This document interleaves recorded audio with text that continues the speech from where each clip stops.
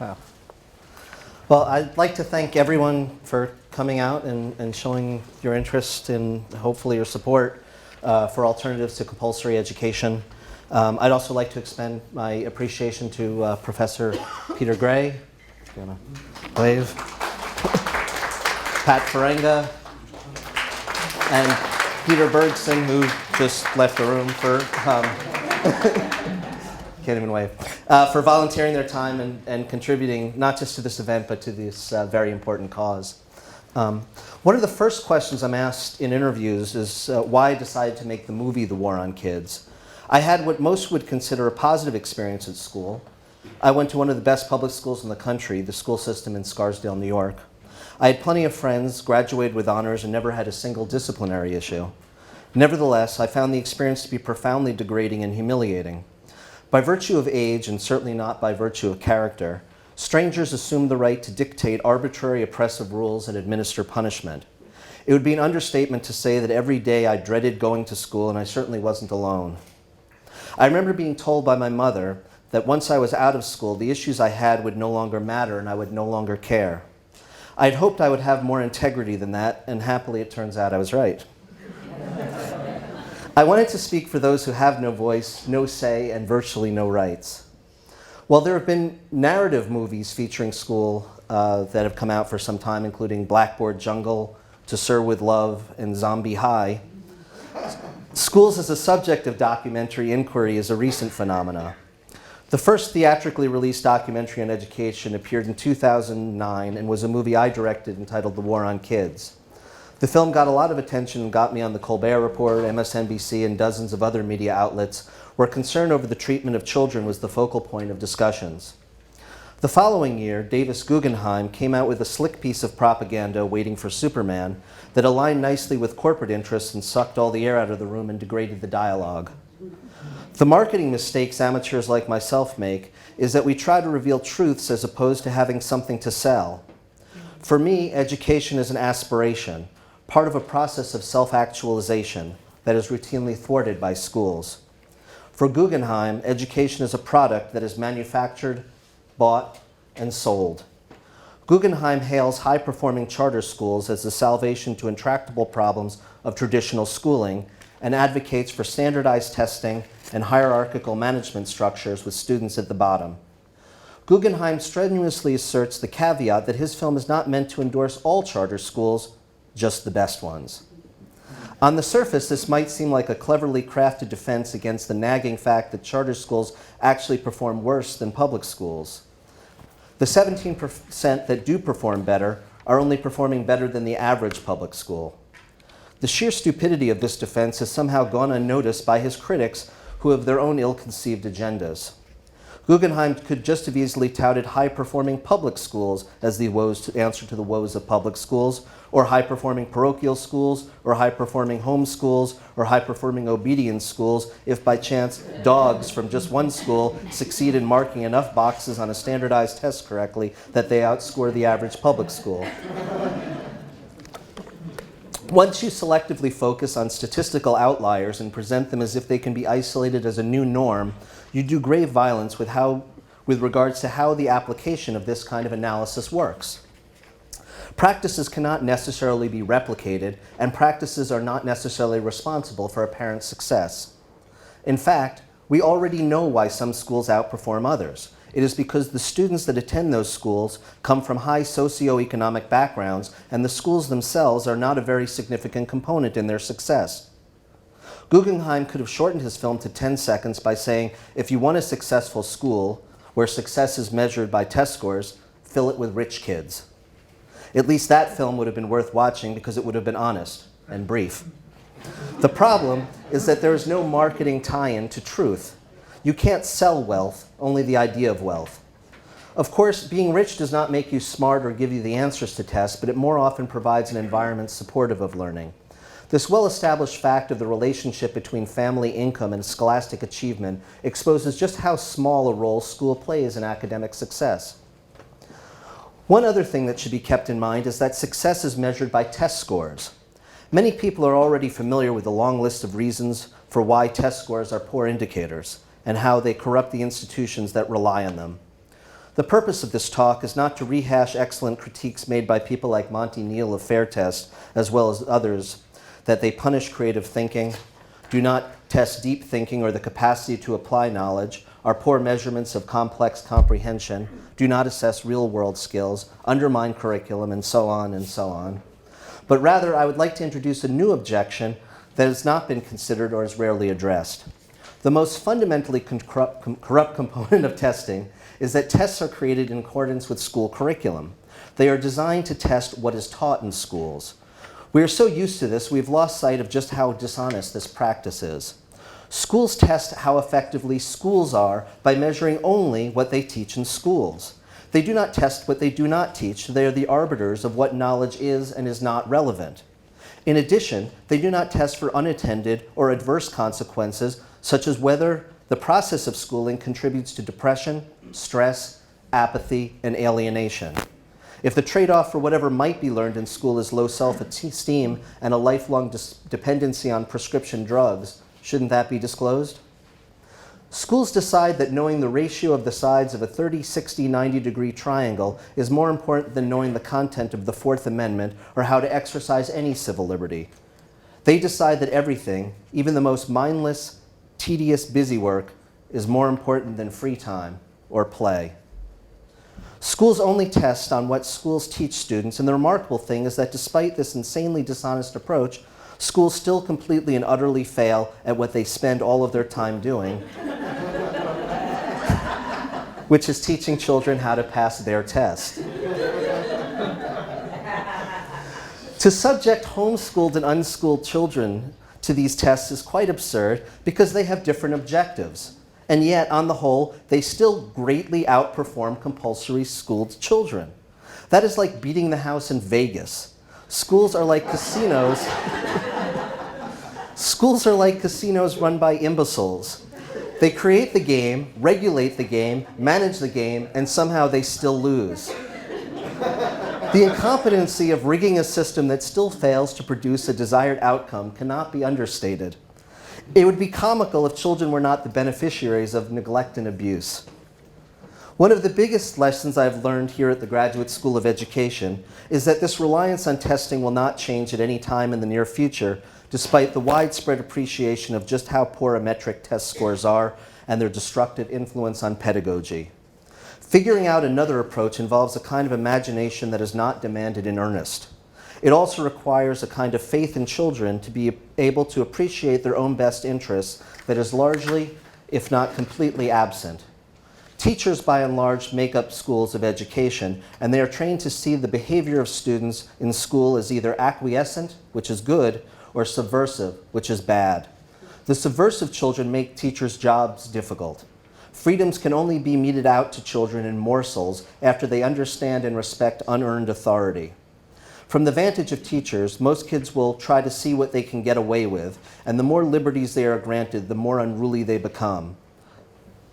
Naturally, these teachers fail to appreciate that kids are confined against their will, and teachers are on the front line of enforcing captivity.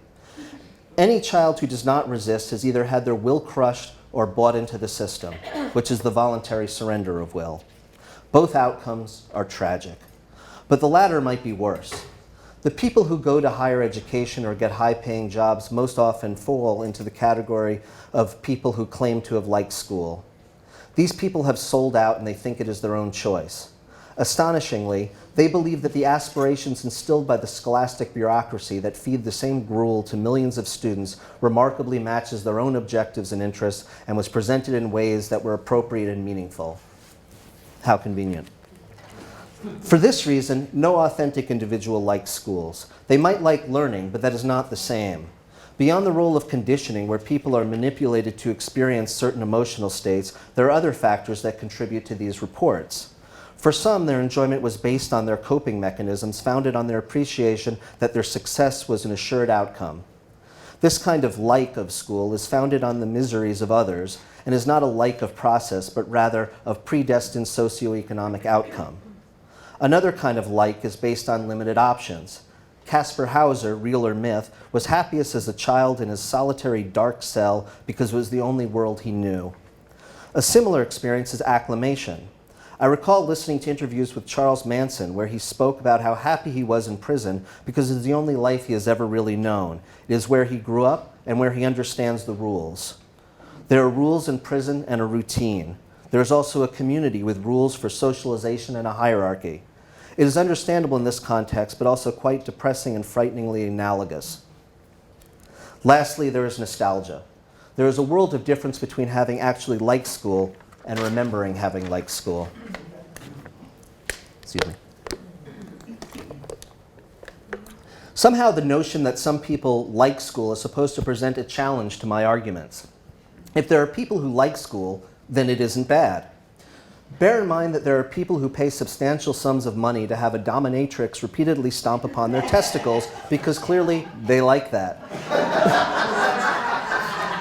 I invite my critics to involuntarily experiencing all sorts of things that some people like and report back to me as to whether their objections on the basis of like are still valid.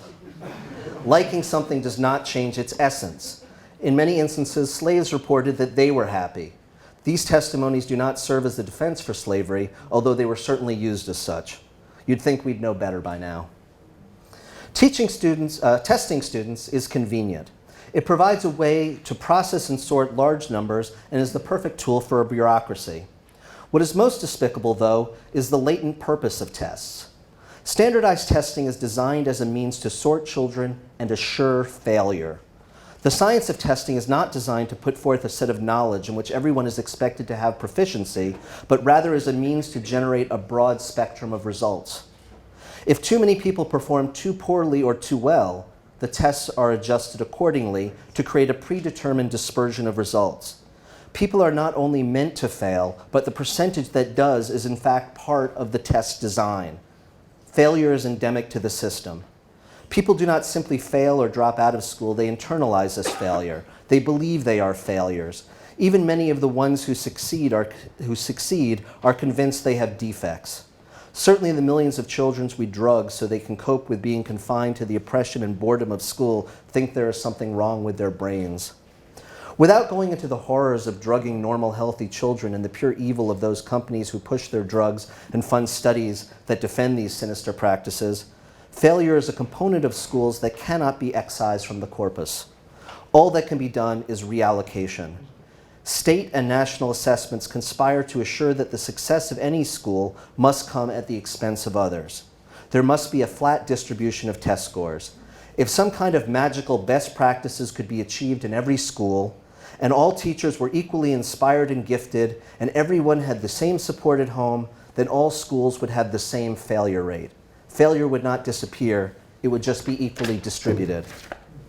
To truly appreciate the consequences of failure, I encourage everyone to find some bright-eyed, enthusiastic, energetic group of 6-year-olds and look into their eyes and imagine telling 1/4 of that group that they are abject failures with no hope and no future. Again, I said imagine. It would be less cruel than doing that over the course of 10 years, where it would be hard for them not to internalize that message. Keep in mind that schools are absolutely guaranteed to inflict this abusive conditioning on 20 to 30% of the students that are forced to be there. Guaranteed. The defense is always that schools don't want people to fail, and there are disingenuous campaigns that try to prevent kids from dropping out. All of this creates the illusion of personal responsibility. If you fail, it is your fault, not the system. When you do the math, you know this is a vicious lie. School made these people into failures because they failed at school. School has monopolized the concept of what it means to fail. Failing at school is not the same as failing at the goals and expectations that people set for themselves. The imposition of schools prevents anyone from establishing any aspirations other than those that centrally involve school. The most horrific feature of compulsory schooling, besides the fact that it is compulsory, is the despotic structure. Schools are truly fascist institutions. This is not an exaggeration. The definition of fascism is a regime that exalts nation, or in this case institution, over the individual, and is characterized by an autocratic government that imposes severe regimentation and forcible suppression of opposition. The exalting of the institution is seen in the emphasis of school spirit. The public mission of all schools is self-promotion as a means of self-justification for both its practices and its existence. This manifests itself in the distorted emphasis on school football or other sporting teams, collective test scores, or any other opportunity to promote the school. Excellence is in the service of tyranny.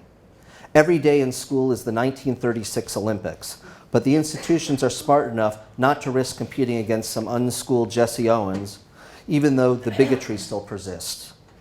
That minority population of people who do not go to school, who do not understand the prison rules of social hierarchies in schools and the unnatural age barriers and exclusivity of cliques, those unschooled people, they argue, are the ones who are somehow not socialized. This, of course, is code word for they are different and difference is bad. Keep in mind that the people at the school across the street are also socialized differently and they too are bad. School spirit, rah rah.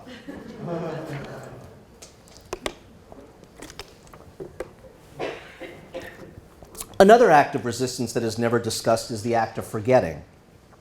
Czech writer Milan Kundera has written about the control of memory by those in power as a brutal part of totalitarianism, but in school, amnesia is actually a form of resistance. When your oppressors try to cram information into you, and there are consequences to failure, the most logical behavior is to remember things just long enough to pass the test or write a paper, but to resist by forgetting everything immediately after, when you no longer need that information to protect your own survival. Forgetting is a kind of fuck you to all the teachers that devote their lives to trying to put the information they choose in a manner they dictate into the minds of captive students who are punished for not learning. People who retain information, the nerds and the teacher's pets, are not resented for their intelligence, but because they appear to be in league with their oppressors. Teachers may win the daily battles of making students demonstrate the impact of their mind control, but if they forget it immediately after, then the teacher has wasted his time or his life.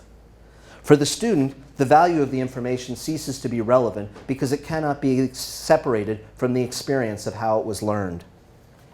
Certainly, the primary reason that schools are fascist is because they take children against their will under threat of state violence and force them to be in an environment where they have no voice and no power. By power, I mean the freedom to act according to one's will. Students may not and cannot act according to their own authentic will. The primary responses to this naked truth by those who rob students of their agency is either the bald-faced lie of denial, kids have all the power, or a pathological defense mechanism, robbing children of self-determination and sovereignty is for their own good. Kids are lazy, and left to their own devices, they will sit around and play video games all day long. Children do not have the capacity to know what is in their best interest, but teachers who have to process 150 to 200 students do. Not coincidentally, denial and infantilization were the same constructs used to defend slavery. Slaves wanted to be slaves, and slaves benefited from slavery because they were inferior and defective. When I hear a child tell me that they like school, it breaks my heart. It is as if they have reified autonomy, self-reliance, liberty, and human spirit and urinated all over them. There was a movie that came out in 2006 where a successful East German playwright risked his privileged status by anonymously composing an essay about the hidden suicide epidemic in the totalitarian state. The East German government reacted swiftly to suppress the report and punish whoever published it. The government believed that this information was damaging to their reputation because it evidenced in black and white the abject failure of the communist system. Keep in mind that communism was instigated and perpetuated because the system was conceived to promote the welfare of the people. Depriving people of liberty in exchange for an autocratic institution that mediates the economic, social, and spiritual life was considered a public good. Conveniently, this is the same argument used by advocates of compulsory schooling. Totalitarian oppression is good for kids. As proof, they offer their complete and abject failure of imagination as a defense. They claim, I can think of no other ways to educate, therefore we must send children to these workhouse schools. What makes schools even more despicable and sinister than the nightmare of a despotic state such as East Germany is that they are never shamed by the horrors they perpetuate. According to the CDC, 1 in 12 students have attempted suicide and 1 in 6 seriously consider suicide. There's no pretense of even hiding this information because the propaganda of schools is far superior to the East Germans. If they were still around, they could have learned a lot from the American public school system. We have two effective tools at our disposal for why we are not shamed by the outrageous number of suffering children. We blame the victim. They are weak. And thanks to school, we have learned en masse to be apathetic. We just don't care. I would say that every single individual who supports compulsory schooling has blood on their hands. They are not exonerated by their good intentions. They are accessories to the most heinous crimes one can imagine, the torturing to death of children. I realize there is a social component to compulsory schooling that can be enjoyable, but it is an artifact rather than a feature. In Frederick Douglass's autobiography, he writes of his third attempt to flee slavery, which was successful. He found himself freezing cold on the rainy streets of New York City, hungry, impoverished, and desperately alone. The memory of the community and social bonds on the plantation where he had been whipped regularly by a farmer with a reputation as a slave breaker suddenly had a tragic appeal. In that moment, he missed his companions and their company, which he genuinely enjoyed. In that regards, he missed slavery. The community of slaves was not created by design, but was a feature that was understandably well regarded by slaves. The fondness that people associate with school is founded on either this community of oppressed denizens or that one teacher, out of all their years of schooling, who had a soul. Do you remember what it was that that teacher did? I'll tell you. He made you feel special. He treated you like an individual. He defied the institution and instead of processing large numbers, took the time to approximate some semblance of human interaction. How sick is that environment when that is not the norm? Even then, the bonds of that relationship were only relatively meaningful. At the end of the day, the teacher never relinquished the position of authority. They were still judge, jury, and executioner and still graded you and evaluated your worth as an individual as if they had a right to do so. They may not have exercised that, but they did not formally abdicate that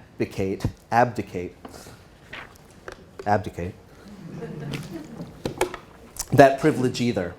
The relationship between student and teacher is always corrupted by that power dynamic. Through that lens, it can never be healthy or constructive, ever. There is always an elephant in the room.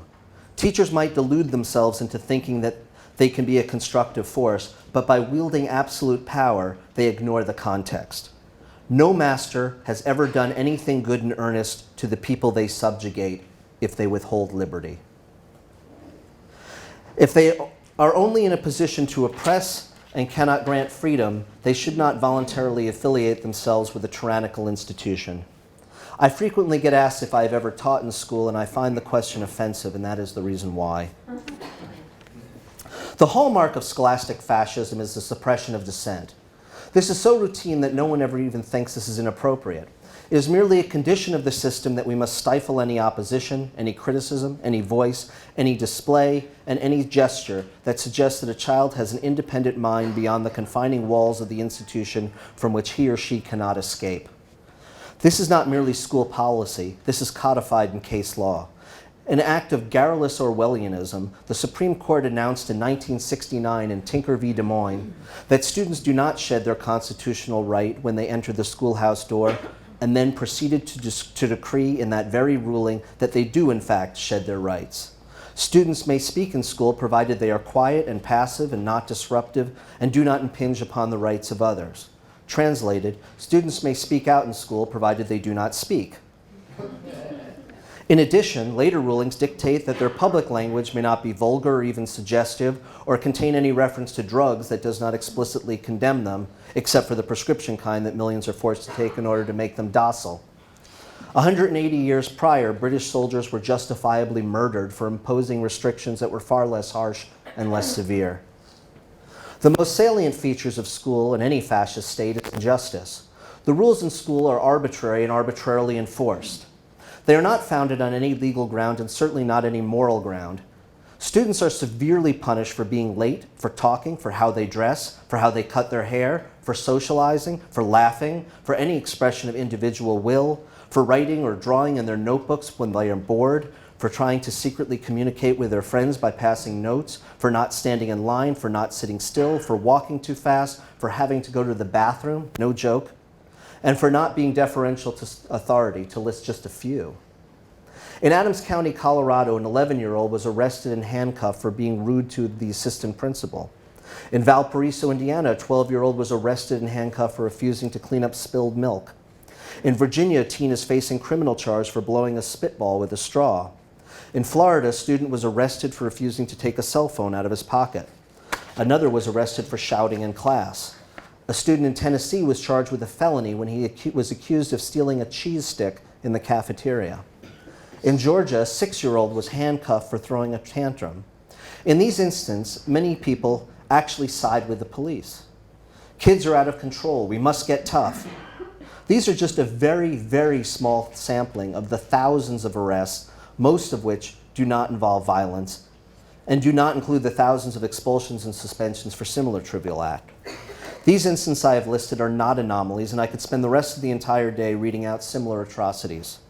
In fact, there are other forms of creative punishments and humiliations that do not require the outside intervention of law enforcement. In Missouri, a teacher forced a 6-year-old girl to sit in her own diarrhea. A 14-year-old in San Diego was forced by her teacher to urinate in a bucket inside the classroom in front of male classmates. In Santa Fe, New Mexico, a high school teacher locked a freshman in a cage for acting out. In North Carolina, a 3rd grader was strip searched in an effort to find a missing $20 bill that was later discovered under a table in a school cafeteria. Again, there are no shortages of these stories. Many schools, where corporal punishment isn't legal, have seclusion rooms, also called scream rooms, which are solitary confinement closets where students are left all day. Many students have laws that grant immunity to teachers, principals, and administrators when their negligence injures students. A federal law that provides that protection, S. 316, has been proposed in the U.S. Senate. It is not simply the frequency that is alarming. It is the authority that is unearned, granted perfunctorily, and abused by the very nature of wielding it in the first place that is disturbing. There's a researcher at NYU, Richard Arum, who actually advocates that students' access to courts for legal redresses should be restricted. This is a prime example of academic complicity in the support of fascism. In the 1930s, Harvard, Columbia, and the University of Virginia all acted as Nazi apologists in some manner. It is heartwarming to see that Richard Arum has chosen to keep this kind of tradition alive. When the so-called intelligentsia jump on board to subjugate a marginalized population, it suddenly makes it all right. I'm sure there are some teachers in the audience who smugly think, well, that doesn't take place in my school. We respect kids. They love being here, and they love me, and they love my class. This is a response I hear repeatedly in an actual quote from a teacher who emailed me, and I would like to address this. If your kids love you, you can thank Stockholm Syndrome.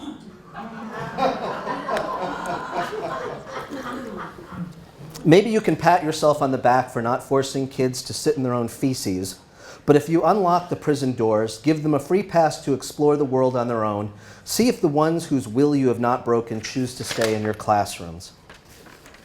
I do know that the vast majority of teachers and administrators who work in schools are really good people who genuinely care about children and sincerely want to improve the world.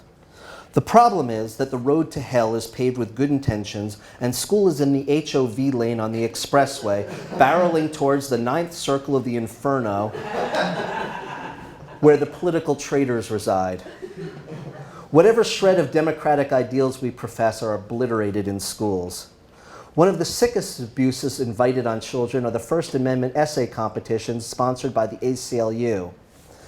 Not only are students writing about a liberty of which they are deprived, but the form itself demands that they must compromise any honest impulses because they must praise the government and the system that dispossesses them, and then submit that to an agency that is supposedly devoted to protecting those rights. This is a travesty and makes an organization that is sworn to protect civil liberties into a bunch of pernicious frauds. This would be analogous to the ACLU soliciting essays from Japanese Americans in internment camps during World War II on the greatness of the US Constitution. It transcends insensitivity and enters the realm of sadistic taunting. Cruelty such as this in the guise of bullying has become a hot topic in recent years, but everything you hear is a lie. All the organizations that have cropped up to deal with bullying are parasites. They exist to capitalize on bullying and only make things worse for kids. They're a blight on the already festering corpse that is the American education system. First off, the worst bullies in school are the teachers and administrators who act with impunity. I receive emails from students all over the country who share with me their stories of being emotionally abused without any capacity for recourse. In addition, the autocracy of compulsory schools is the #1 catalyst for bullying that takes place among students. I quote presenter Peter Gray, who says, "Bullying occurs regularly when people who have no political power and are ruled in a top-down fashion by others are required by law or economic necessity to remain in that setting."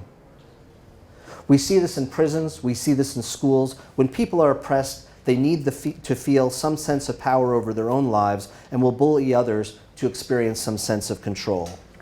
Bullying will never, ever, ever, ever be seriously addressed because bullying is endemic to the autocratic structure of schools, which no one has any intention of changing, and it requires giving meaningful agency to children over their own lives. A constructive response demands the surrendering of power and control by those who currently wield power. This cannot and will not happen in compulsory schools, so interventions are a waste of time and money and perpetuate lies about the causes of bullying. Anti-bullyings can only, at best, suppress symptoms. They will never address the underlying cause. They are an aspirin taken to deal with a brain tumor, where the tumor must then never be addressed or discussed. Anti-bully laws are enacted at the behest of special interest groups who profit from the law's required prevention plans.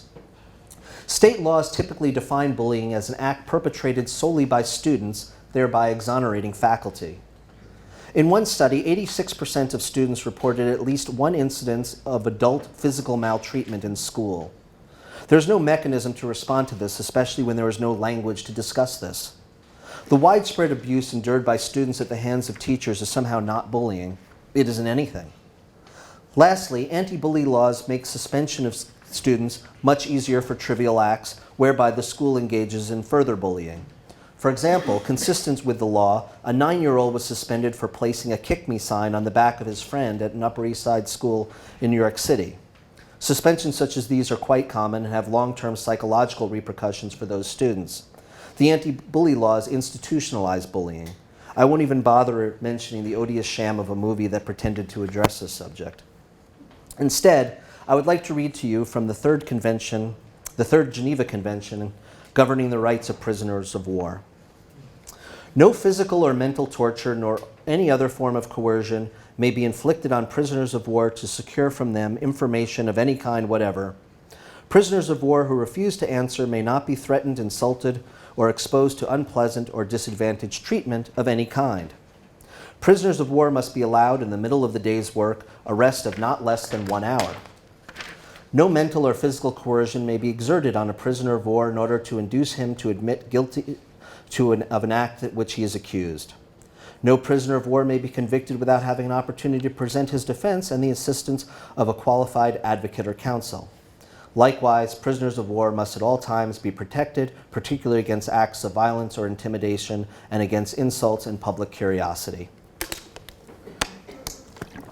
Each of these articles and others are routinely violated at schools all over the country.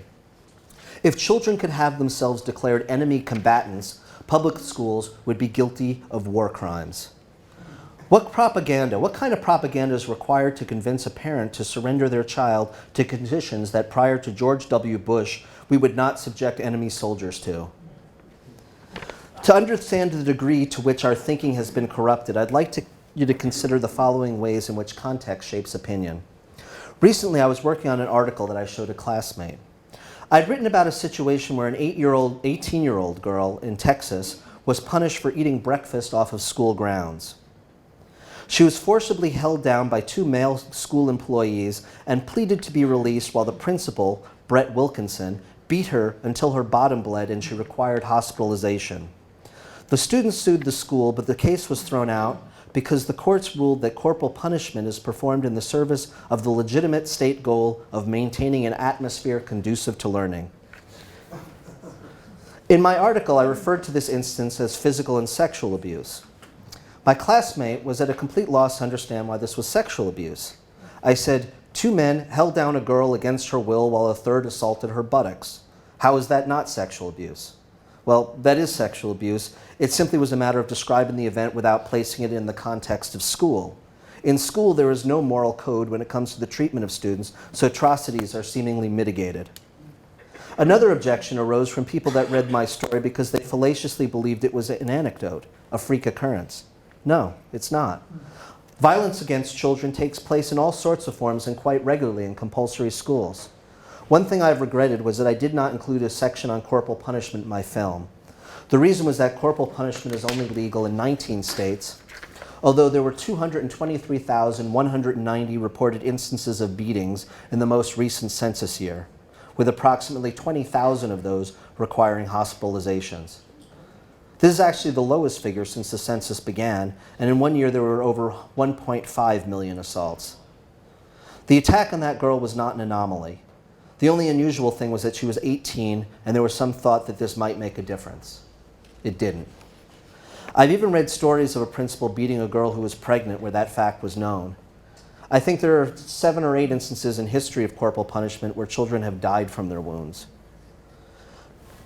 My thesis regarding the subjugation of children in school is certainly supported by the fact that students are the only population in America who may be physically abused legally. However, since this is not practiced in all states, I was worried that people would dismiss this violence because it did not take place in their school. Much to my surprise, the great care I took in depicting only behavior that was commonplace was still rejected. At one high school screening, I spoke with several of the teachers afterwards, the ones who didn't walk out, and they agreed that things were bad, but not at their school. I scratched my head and said, "You do know that much of this film was filmed at your school."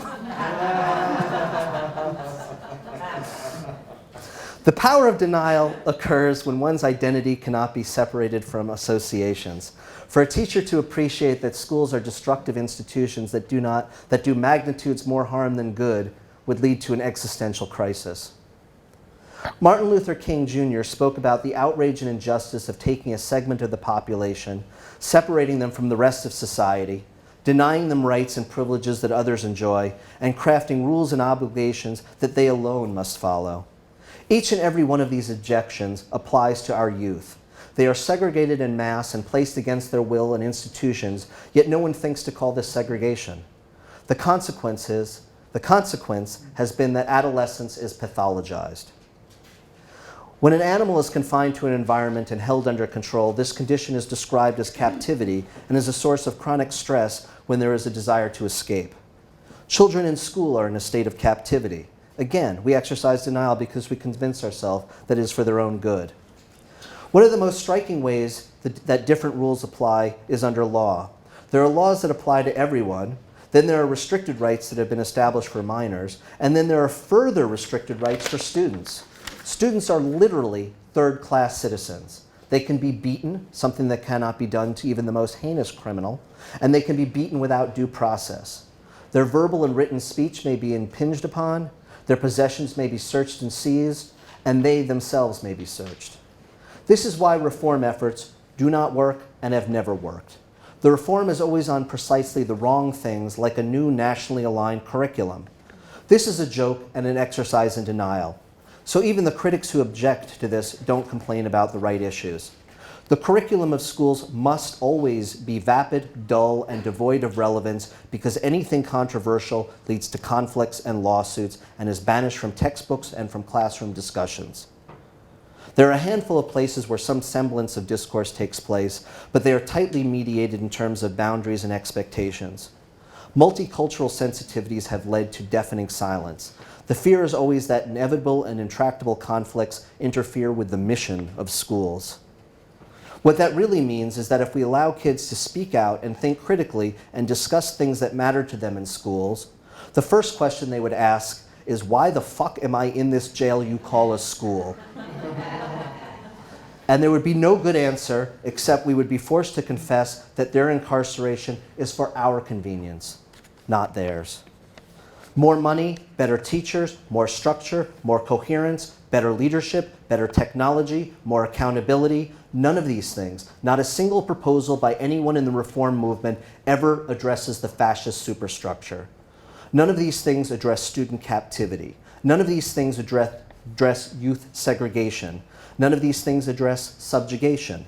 In every vision of compulsory schooling, kids must take order in a docile manner where they cannot pursue their interests and must cope with boredom. In the end, kids are taught to hate learning. At no time since the imposition of compulsory schooling in Massachusetts in 1852 have schools been anything other than one more ugly stain on a society that professes to love freedom. In fact, there was so much resistance to the thought of having children confiscated and turned over to the state when schools were first introduced that a militia had to be brought in. Schools have never achieved any implied or stated mission, and those missions have changed over time in response to both this failure and our aspirations. When you talk to someone who defends schooling, they never defend what schools are, but rather their defense rests on the basis of what we want them to be or hope they will be. To appreciate just how this works, look at the DARE program. The DARE program was created by the LAPD, in theory, to keep kids away from drugs. Some cynics might argue, and with good evidence, that it was designed as a way to get kids to snitch on their families, and there are instances where children's parents have been arrested because of reports made to DARE officers. But the DARE program seems like it should work. You tell kids about drugs and their dangers, and you might expect them to be less likely to get involved. Problem is, study after study after study after study after study, I think there are like 12 of them, have shown that the DARE program does not work. And some studies have even shown that DARE programs, DARE graduates, are more likely to try illegal drugs. In addition, the program is costly and takes up time. What are the solutions? The most obvious is ending the program because it doesn't work. It wastes money, kids think it's stupid, and it places cops who are armed with guns and have no background in teaching inside the classroom.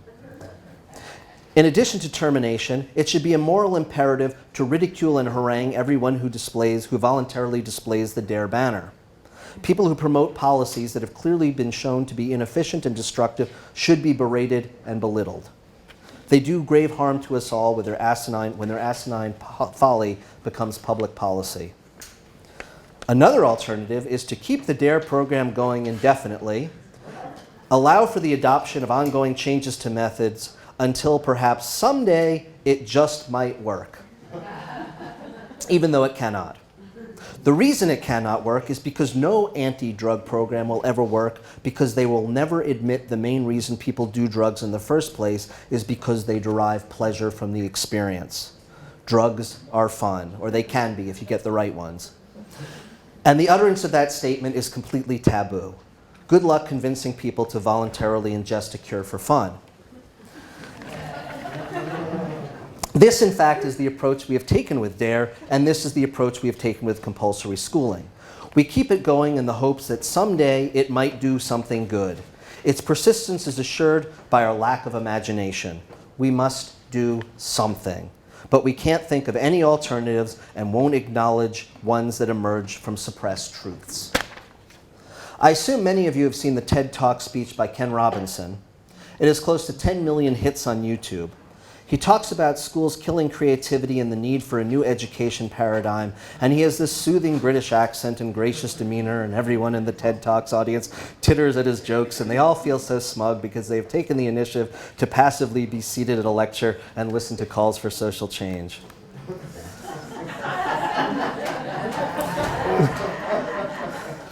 This is at the heart of everything that is wrong with the noblest participants of the radical reform movement.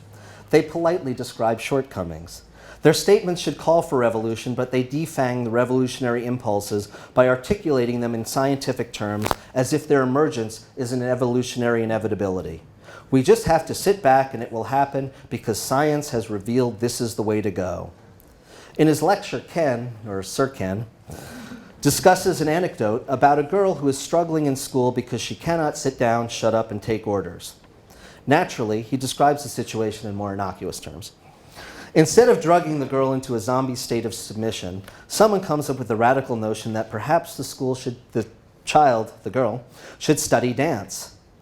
We are then told that today she is a successful dancer and the audience hoots their approval. Their takeaway: everyone should be in school except for those few people who possess a special gift. How wonderful that this rare individual was recognized. The remainder of students should sit down, shut up, and learn to be more creative. We just need Ken Robinson to lead the way to make schools teach creativity and leave the system otherwise intact. What Ken thinks is bizarrely unclear. By not stating the obvious, that compulsory schooling, which relies on conformity, must always be incompatible with creativity, his speech was safe enough to be broadcast even within these hallowed halls. I can't tell if this is a savvy political decision designed to prime people for the next step, or whether Ken is unwilling or, like Moses, unable to go to the promised land. I just wish he would be more honest about the implications. With regards to the story about the dancer, many of us here can laugh at this nonsense. We know that every child, every person, has their own individual goals, aspirations, skills, wants, and visions. None of this is realized in school. Dreams are crushed. At best, they are deferred. Some get by thinking, if I can just get through this without them carving up too much of my brain and soul, then I can do what I really want to do. School does not prepare you for what you want. It is something to be endured. The upcoming talks deal with alternatives. They reveal imaginative paradigms outside of the compulsory schooling that are not proposals, but actually lived and engaged. These are viable, and the hope is that with events such as these, they will become more viable because we have built a community of support that continues to branch out. Those who support these internal alternatives need to make themselves visible to their communities and to the media. People need to know that their socially responsible neighbors engage in education methods that do not require traditional schooling, and we need to establish ourselves as part of a new norm. I would also like to ask that everyone here who believes in alternatives not be like the TED Talks audience who congratulate themselves for simply showing up. On the registration form outside, in the outside desk, there's a space for commitments next to everyone's name, and I would like it if everyone could take a moment at some point during the day today to write down on a commitment on that sheet that they will follow through on their own. A commitment can be something big like planning an event, or it can be writing an op-ed piece, posting to a blog, engaging others in discussions about alternatives, or it can be creating a website with suggestions for best practices, or aggregating information, or media outreach, or any other effort to help build this community where the movement becomes more visible and people understand that it is possible, even preferable, to learn without relying on traditional compulsory schooling. Thank you.